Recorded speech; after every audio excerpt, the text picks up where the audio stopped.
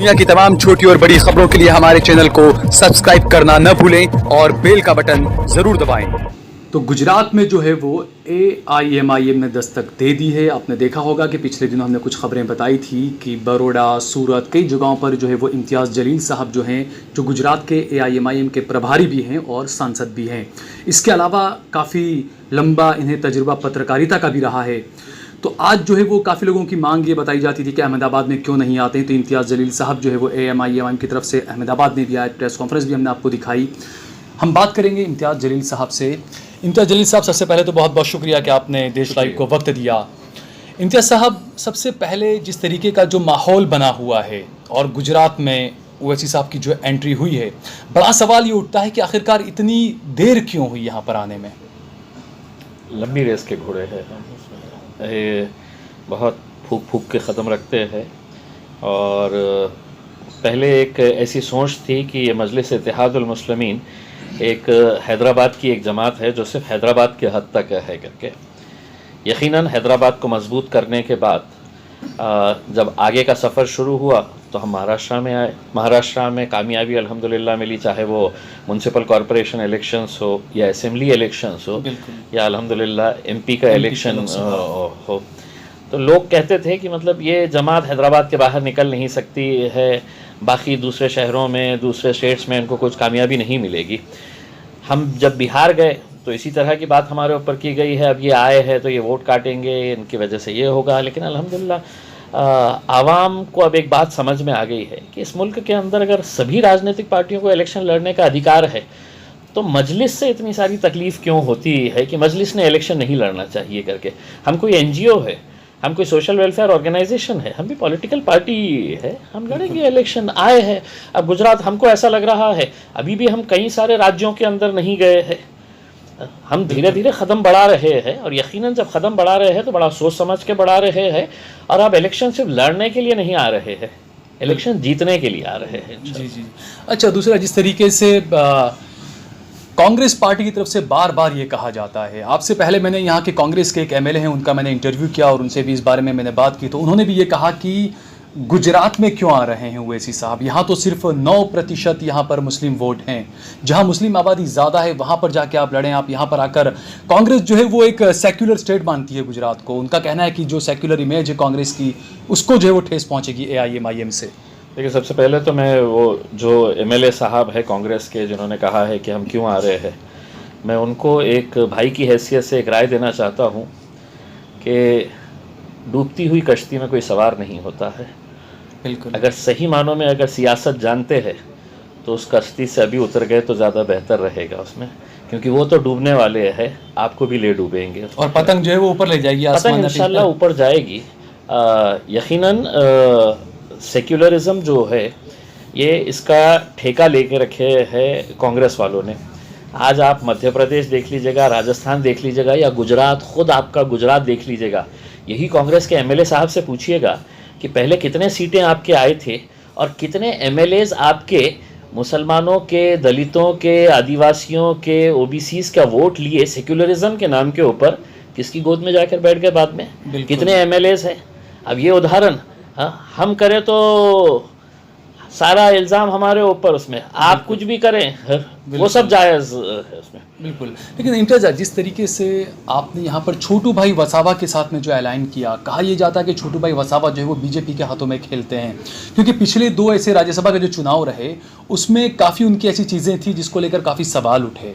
तो इस पर भी जो है वो सवाल उठ रहा है कि क्या AIMIM के पास में छोटू भाई वसावा के अलावा कोई और ऐसा ऑप्शन नहीं था, या अगर इतना एतमाद है, इतना मजबूत अगर आपको लगता है तो क्या आप अकेले भी आ सकते थे?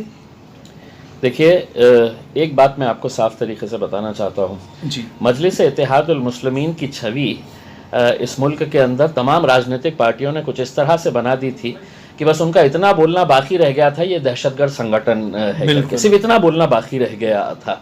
जबकि हम इस जमहूरियत के अंदर यकीन रखते हैं और मैं समझता हूँ इस मुल्क के अंदर बैरिस्टर असदुद्दीन अवैसी साहब ने यहाँ के ख़ास तौर से मुसलमानों को और दलितों को अगर कुछ ताकत बख्शी है तो उन्होंने कहा है कि इस मुल्क के इलेक्टोरल प्रोसेस के अंदर तुम हिस्सा लो। जीतेगा कौन, हारेगा कौन, ये मायने नहीं रखता है, लेकिन हमारा डेमोक्रेटिक सेटअप, हमारी डेमोक्रेसी को स्ट्रेंथन करने करने का काम अगर सबसे ज़्यादा किसी ने किया है तो वो बैरिस्टर असदुद्दीन अवैसी साहब है।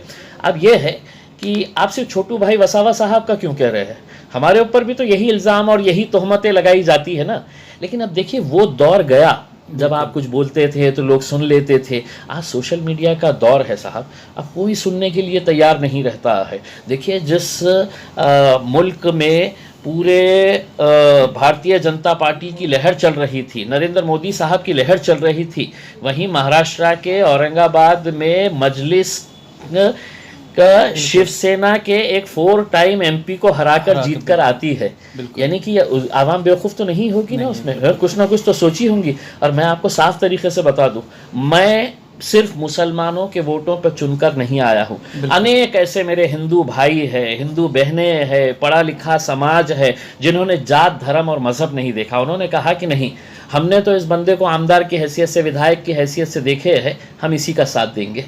तो ये है कि धीरे धीरे लोगों को भी समझ में आ रहा है कि मीडिया ने हमारी छवि कैसी तैयार की है, कांग्रेस वाले कैसी छवि हमारी तैयार करते हैं, पवार साहब क्या बोलते हैं, वो करे तो सब लीला हो गया। देखिए मतलब आप देखिएगा, यही कांग्रेस वालों से मैं ये पूछना चाहूँगा कि आप इतने सालों तक शिवसेना को कट्टर हिंदुत्ववादी गालियां देते थे स्टेज के ऊपर, सरकार बना ली, और आप आज कुर्सी की लालच के अंदर उन्हीं के साथ हाथ मिला के चले गए हैं।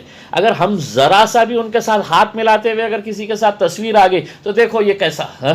बिल्कुल। और आप सरकार चला रहे हैं, ये सब जायज़ है। यानी कि अब लोग भी समझ रहे हैं, यंगस्टर्स जो है वो उनके हाथ में मोबाइल दिन भर रहता है, वो भी देख रहे हैं यार यही तो कांग्रेस थी जो है तो हमको बोलती थी कि शिवसेना इतनी कट्टर है, शिवसेना किसके खिलाफ है, ये है। आज सत्ता की लालच के अंदर आप गए ना। शरद पवार साहब की भी एनसीपी की यही बुनियादी यही थी ना उसमें कि हम नहीं हिंदुत्ववादी संगठनों का हम विरोध करेंगे, चले गए।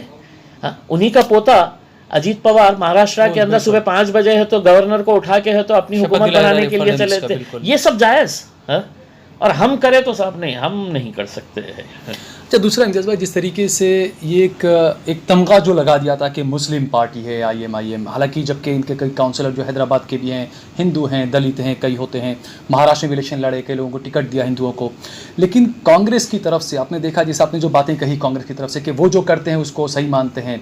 जब राम मंदिर की बात आई तो यहाँ से कांग्रेस की तरफ से ईंटें भी, सोने की ईंटें भी देने की बात कही गई। लेकिन गुजरात का जो मामला है, गुजरात को जिस तरीके से आपने देखा, जिस तरीके से यहाँ पर नरेंद्र मोदी मुख्यमंत्री रहे, जितने साल उन्होंने राज किया, और उसके बाद अब देश को जिस तरीके से चला रहे हैं, गुजरात में आपको ये देखते हुए क्या चैलेंजेस लगते हैं, और गुजरात का जो युवा है उससे आपको क्या उम्मीदें हैं, क्या कहना चाहेंगे आप?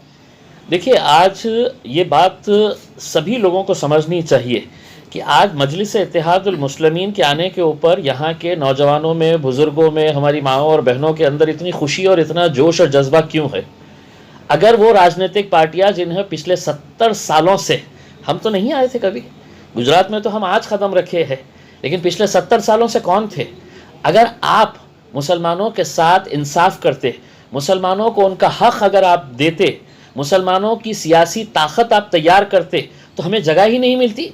यही मुसलमान गुजरात का कहता कि नहीं साहब आप यहाँ पे मत आइए, हमारा ख्याल कांग्रेस पार्टी रखती है, दूसरी पार्टियों का नाम लेते, मजलिस को जगह ही नहीं मिलती। आपकी नाइंसाफिया, आप जो इस कौम को एक रबर स्टैम्प बनाकर सिर्फ इलेक्शन के हद तक इस्तेमाल करने का जो धंधा आप चला रहे हैं, अब हम उसको एक्सपोज करते हैं। आज ये हकीकत नहीं है, यह अहमदाबाद की भी सच्चाई नहीं है कि इस शहर में भी 2 शहर बसते हैं। एक वो शहर है जहाँ पर वो रहते हैं, हर चीज़ अच्छी रहती है, और एक ये शहर है जिसमें हम रहते हैं, वहाँ पर हर चीज़ ख़राब रहती है। क्यों है ऐसा? इस मुल्क के अंदर हम भी रहते हैं, इस मुल्क में हमें भी उतने ही इज्जत और सम्मान से जीने का अधिकार है। बाबा साहब अम्बेडकर के संविधान से ये मुल्क चलता है। मोदी साहब तो हुकूमत में आए हैं, आज आए हैं, कल जाएंगे। जो ऊपर जाता है उसको नीचे आना पड़ता है, न्यूटन की थियरी है, अगर उनको नहीं पता है तो। अच्छा, जिस तरीके से जो मैंने बताया कि जो बार बार जो आरोप लगते हैं बीजेपी के, बी टीम के, ए टीम के जो आरोप लगते हैं, ऐसे में जो कांग्रेस सबसे ज़्यादा इस मामले को वो कर रही है, जबकि आम आदमी पार्टी यहाँ पर आई तो कांग्रेस इतना विरोध नहीं किया गुजरात में। AIMIM तो उसका काफ़ी विरोध चल रहा है। दूसरी बात, जो सेक्युलर वोट है, जो मैंने पहले भी आपसे पूछा कि कहीं ना कहीं आपको लगता है कि उन वोटों का बंटवारा होगा? देखिए साहब, आपने अपने सवाल के अंदर ही जवाब दे दिया है कि आम आदमी पार्टी आई तो उन्होंने कुछ ये नहीं किया है। हम आ रहे हैं तो बड़ी तकलीफ, कुछ तो ताकत होंगी ना हमें, हमारा कुछ तो वजूद होगा, हमारी कुछ तो ऐसी हैसियत होंगी कि जिसकी वजह से बौखला गए हैं। भाई अगर हम कमज़ोर रहते, हाँ, तो कोई दखल नहीं लेता साहब, कोई पलट के नहीं पूछता अरे आने दो, ऐसे कितने आम आदमी पार्टी के जैसे आएंगे और चले जाएंगे करके। हमारे आने से तकलीफ़ क्यों है? क्योंकि उनको मालूम है कि हमारी ताकत क्या है करके। अजी साहब ये तो हम आए हैं, हम तो मजलिस के बहुत छोटे से सिपाही हैं। वो दिन का आप इंतज़ार करिए जब बैरिस्टर असदुद्दीन अवैसी साहब अहमदाबाद की सरजमीन के ऊपर आएंगे। उस दिन मैं आपको दावे के साथ कहता हूँ, उस रात अगर कांग्रेस के बड़े बड़े दिग्गज नेता ने अगर इम्तियाज़ जलील को फ़ोन नहीं किया कि इम्तियाज़ भाई हमें भी आना है अब आपके साथ करके, नहीं, खबरें कुछ इस तरह की चैलेंज कर रहा हूँ, खबरें कुछ इस तरह की आई है कि अब भी जो है वो कांग्रेस के कुछ काउंसलर वगैरह कुछ अभी भी कांटेक्ट कर रहे हैं, या ऐसा भी कुछ खबरें हैं? ये कुछ सच्चाई है इस खबर में? बहुत है जो कांटेक्ट कर रहे हैं, जो कांग्रेस के बहुत सारे हैं, बहुत सारे हैं। अब किस किस के नाम मिले उसमें, हम तो यही है कि हम तो इंतज़ार कर रहे हैं कि असद साहब को आने दीजिए, आपको खुद नाम पता चलेगा कि कौन बिल्कुल कौन। आपने जो कहा असद साहब का, बिल्कुल जी, जैसा कि एक मुसलमानों का इस वक्त जो मुसलमान जो खासकर जो यूथ है, जो नौजवान हैं, उसको एक उम्मीद है ओवैसी साहब से, क्योंकि पिछले कुछ सालों से हमने देखा, चाहे बाबरी मस्जिद का मामला हो, चाहे 3 तलाक का मामला हो, कई ऐसे मामले हैं जैसे वो बाकायदा जो दहाड़ उन्होंने लगाई है पार्लियामेंट के अंदर। तो एक उम्मीद जो है वो मुस्लिम युवाओं को जागी है यहाँ पर ओवैसी साहब से, AIMIM से। लेकिन कांग्रेस कहीं ना कहीं भरमाने की पूरी कोशिश कर रही है, मुसलमानों को कहीं ना कहीं ठगा हुआ महसूस हुआ कांग्रेस से, इस वजह से ओवैसी साहब से बहुत उम्मीद में बैठा है युवा। बिल्कुल सही बात है। देखिए जब एक इंसान किसी को वोट करता है तो एक यकीन के साथ वो वोट करता है कि मेरे अच्छे बुरे वक्त के अंदर ये बंदा मेरे साथ में खड़े रहेगा, जिसके ऊपर मैं इतना एतमाद जता रहा हूँ, अपना वोट दे रहा हूँ करके। लेकिन अगर आप सिर्फ उसका वोट हासिल करेंगे और 5 साल उसके साथ आप धोखाधड़ी करेंगे, जो कांग्रेस करती आई है उसमें, देखिए क्या ये सच्चाई नहीं है कि आज बाबरी मस्जिद के लिए भले ही भारतीय जनता पार्टी इसके लिए पूरी तरह से जिम्मेदार है, बजरंग दल है, विश्व हिंदू परिषद है, RSS है, ये सभी लोग हैं, लेकिन इसकी बुनियाद कहाँ से शुरू हुई थी, बिल्कुल ताला ये भी सोचना ज़रूरी है। और हकीकत ये है कि आज पार्लियामेंट के अंदर जब हम देखते हैं तो लाइव टेलीकास्ट होता है, तो पूरी दुनिया देखती है उस टेलीकास्ट को, कि जहाँ पर आपको आपकी कौम एक उम्मीद से देखती है कि साहब ये कांग्रेस का नेता है जिसको मैंने दिल खोल के उसके लिए काम किया, दिल खोल के उसके लिए मेहनत की, उसको जिता कर लेके आया, पार्लियामेंट के अंदर भिजाया मैंने। लेकिन जब मेरी बाबरी मस्जिद का मुद्दा आया तो खामोशी से खिसक गया बाहर। जब CAA NRC का बिल आया तो खामोशी से खिसक गया बाहर, उसमें कोई आवाज़ उठाने के लिए तैयार नहीं थे उसमें। आप ये मानेंगे कि अगर उस दिन असदुद्दीन अवैसी साहब पार्लियामेंट के अंदर उस बिल को फाड़ कर अगर फेंकते नहीं सरकार के मुंह के ऊपर, तो किसी को पता ही नहीं रहता था कि ये बिल क्या है क्या नहीं है करके। सिर्फ असदुद्दीन अवैसी साहब की वो हिम्मत थी, वो ताकत थी कि अकेले रहने के बावजूद भी, और मैं पार्लियामेंट के अंदर देखता हूँ हर रोज़ की जब वो खड़े रहते हैं तो पूरा ऐवान एक तरफ रहता है। हम जो कहते हैं कि आपको लगता होगा, दुनिया को लगता होगा कि भारतीय जनता पार्टी और कांग्रेस 2 अलग अलग पार्टियां हैं, हमारी सोच ये है कि एक ही सिक्के के 2 पहलू है, एक सामने से वार करता है और एक पीछे से खंजर भोंकने का काम करता है। बिल्कुल, आखिरी सवाल आपसे जानना चाहूँगा इम्तियाज़ साहब कि आखिरकार ऐसे कौन से, जैसे आप जब महाराष्ट्र के अंदर आपके कई ऐसे न्यूज़ थे कि सरकारी जो हॉस्पिटल्स है वहाँ पे चार्जेस ज़्यादा लिए जाते थे, आपने उसके खिलाफ लड़ाई लड़ी, उसके बाद आपने हाई कोर्ट जाकर अस्पताल के लिए, ज़मीन के लिए आपने वो करवाया। तो ये जो बुनियादी मुद्दे हैं मुसलमानों की, क्या बल्कि सभी के ये मुद्दे हैं कि एजुकेशन मिले, हेल्थ का जो अच्छा हो, जो गुजरात की आवाम है, जैसा कि ये कहा जाता है हमेशा कि यहाँ पर कभी तीसरे मुतबादिल पर किसी ने कोई पनप ही नहीं पाया है, चाहे वो शंकर सिंह वाघेला रहे हों या केशुभाई पटेल रहे हों या जितने भी लोग रहे हों। तो आखिरकार ओवैसी पर और AIMIM पर क्यों यहाँ का मुसलमान या यहाँ की जनता यकीन करे? आप क्या चाहेंगे, कैसे यकीन दिलाएंगे? देखिए, एक तो ये है कि तीसरा ऑल्टरनेट यहाँ पर कभी पनपा ही नहीं या पनपने नहीं दिया गया। उसमें सब कमज़ोर खिलाड़ी थे होंगे साहब। अब हम आए हैं ना, अब इनको समझ में आएगा। उसमें हम तो ओपन चैलेंज करके आए हैं कि भारतीय जनता पार्टी या कांग्रेस, तुम पूरी ताकत लगा लो, तुम पूरी ताकत लगा लो, देख लो आवाम किसके साथ खड़े रहेगी करके। उसमें अब यही है कि आप जिन मुद्दों के बारे में बात कर रहे हैं साहब, मुसलमानों को साहब ताजमहल नहीं चाहिए। मुसलमानों की ज़रूरतें बहुत छोटी छोटी ज़रूरतें हैं, लेकिन उन्हीं ज़रूरतों से आप अगर उन्हें महरूम रखेंगे 70 सालों तक। हम क्या चाहते हैं कि हम हमारे बच्चों को एजुकेशन अच्छा दे सके, हमारे भी बच्चे भी डॉक्टर बनना चाहिए, इंजीनियर्स बनना चाहिए, IAS IPS ऑफिसर्स बनना चाहिए। ये सब क्यों नहीं हो रहा है? क्योंकि हमारे महल्ले के अंदर स्कूल नहीं है, पुलिस स्टेशन खोले जाते हैं। हमारे मोहल्लों के अतराफ़ में है तो शराब की दुकानें खोली जाती है। हम चाहते हैं, देखिए ये असदुद्दीन अवैसी साहब थे जो पार्लियामेंट के अंदर उन्होंने कहा था कि साहब मुसलमानों के हज की सब्सिडी बंद कर दे आप। बिल्कुल ये बहुत बोल्ड स्टेटमेंट था। ये शायद ही कोई इतना बड़ा हिम्मत वाला कोई स्टेटमेंट दे सकता है कि नहीं चाहिए साहब, ये हमारा मजहबी फ़राइज़ है, हम अपने तौर के ऊपर हमको हज जाना है, हम करेंगे, आप सब्सिडी हमारी बंद कर दे। और वो सब्सिडी जो मुसलमानों के नाम के ऊपर आप रिलीज़ करते हैं, उन सब्सिडी के पैसों से आप है तो हमारी मुस्लिम बच्चियों के लिए एजुकेशन इंस्टीट्यूशन स्कूल्स खोलिएगा। 700 करोड़ रुपये जितना सुनना था भारतीय जनता पार्टी के मुख्तार अब्बास नकवी साहब को उतना सुन लिए। जो उनके काम का था, अरे असद साहब ने बोले बंद कर दो, बंद कर दिए। असद साहब ने आगे कहा था वो पैसा स्कूल के लिए इस्तेमाल करो, कॉलेजेस के लिए इस्तेमाल करो, नहीं 700 करोड़ रुपये लिए और अपने जेब में डाल दिए। तो यही जो मुसलमानों के साथ जो नाइंसाफ़ी हो रही है, हम क्या मांग रहे हैं आपसे? हम अपनी एक सियासी पहचान बनाना चाहते हैं, क्योंकि अब ऐवानों के अंदर, मैं तो गुजरात के तमाम मुसलमानों से ये कहना चाहूँगा कि अब आपके मज़हब के फ़ैसले भी जो है वो ऐवानों में लिए जा रहे हैं। आपके मज़हब के फ़ैसले जो है वो पार्लियामेंट के अंदर लिए जा रहे हैं कि अब आपका शरीयत का कानून कैसा रहेगा। अगर आपकी आवाज़ नहीं रहेगी तो शायद कल वो दिन दूर नहीं है कि वहाँ पर ऐवान के अंदर बैठने वाले लोग ये कहेंगे कि मुसलमानों अब नमाज की टोपी तुम नहीं पहन सकते, दाढ़ी नहीं लगा सकते हैं, सफ़ेद कुर्ता पैजामा तुम नहीं पहन सकते हैं। ये सब मुमकिन है। हम तो ये कह रहे हैं कि हमारी सियासी ताकत, हमारे परसेंटेज के हिसाब से हमारे को आप ये करिएगा कि हमारे को रिप्रेजेंटेशन हमारे असेंबली के अंदर, पार्लियामेंट के अंदर, और हमें जो बेसिक नीड्स जो है कम्युनिटी की, वो बेसिक नीड्स चाहे वह एजुकेशन का हो, मेडिकल इंफ्रास्ट्रक्चर का हो, अच्छी नौकरियों का हो, ये सब चीज़ें हम मांग रहे हैं। हम कहाँ आपसे चांद तारे मांग रहे हैं साहब कि जो आप हमारे ऊपर इस तरह से टूट पड़ते हैं। बिल्कुल। अच्छा इम्तियाज़ साहब, एक आखिरी सवाल कि जिस तरीके से आज का जो माहौल बन रहा है पूरे मुल्क का, ख़ासकर जो गोदी मीडिया जिसे कहा जा रहा है, क्योंकि आप तो चूँकि ख़ुद पत्रकार रहे हैं, काफ़ी लंबा आपको तजुर्बा रहा है पत्रकारिता का भी, गोदी मीडिया का जो रोल है पिछले कुछ सालों से, कई ऐसे जो असली जो जनता से जुड़े हुए बुनियादी जो मुद्दे होते हैं उस पर बिल्कुल ध्यान नहीं जा रहा है। लव जिहाद है, NRCC है, कई अलग अलग मामलों में सरकार जिसमें उलझा के रखना चाह रही है, गोदी मीडिया भी जो है वो लोगों को उसी ट्रैक पर ले जा रहा है। नहीं, सरकार उलझा के नहीं साहब, सरकार एजेंडा तय करती है। सरकार ने सबसे अहम काम और सबसे बड़ा काम जो किया है, मोदी साहब की जब से हुकूमत आई है, उन्हें सबसे पहले क्या काम किया है, तो पूरे मीडिया को कैप्चर कर दो, पूरा मीडिया अपने कब्ज़े के अंदर ले लो।